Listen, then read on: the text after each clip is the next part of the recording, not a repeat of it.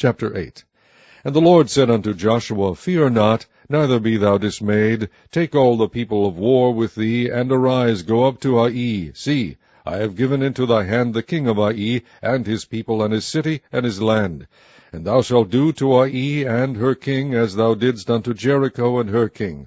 Only the spoil thereof, and the cattle thereof, shall ye take for a prey unto yourselves. Lay thee an ambush for the city behind it. So Joshua arose, and all the people of war, to go up against Ai. And Joshua chose out 30,000 men of valor, and sent them away by night. And he commanded them, saying, Behold, ye shall lie in wait against the city, even behind the city. Go not very far from the city, but be ye all ready. And I and all the people that are with me will approach unto the city. And it shall come to pass, when they come out against us, as at the first, that we will flee before them, for they will come out after us, till we have drawn them from the city. For they will say, They flee before us, as at the first, therefore we will flee before them.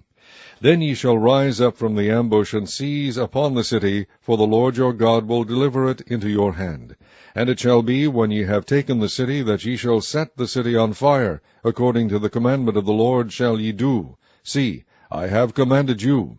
Joshua therefore sent them forth, and they went to lie in ambush, and abode between Bethel and Ai, on the west side of Ai. But Joshua lodged that night among the people. And Joshua rose up early in the morning, and numbered the people, and went up, he and the elders of Israel, before the people to Ai. And all the people, even the people of war that were with him, went up, and drew nigh, and came before the city, and pitched on the north side of Ai. Now there was a valley between them and Ai.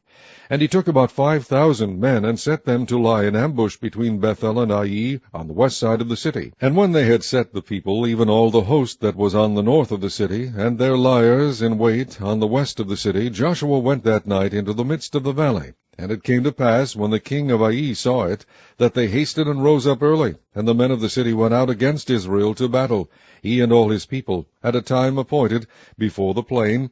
But he wist not that there were liers in ambush against him behind the city. And Joshua and all Israel made as if they were beaten before them, and fled by the way of the wilderness.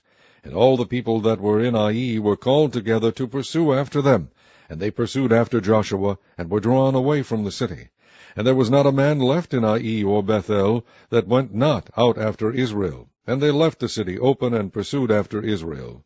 And the Lord said unto Joshua, Stretch out the spear that is in thy hand toward Ai, for I will give it into thine hand. And Joshua stretched out the spear that he had in his hand toward the city.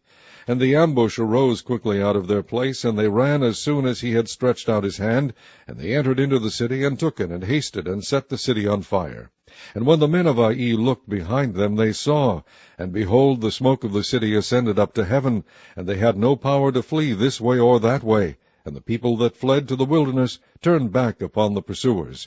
And when Joshua and all Israel saw that the ambush had taken the city, and that the smoke of the city ascended, then they turned again and slew the men of Ai. And the other issued out of the city against them, so they were in the midst of Israel, some on this side and some on that side, and they smote them, so that they let none of them remain or escape.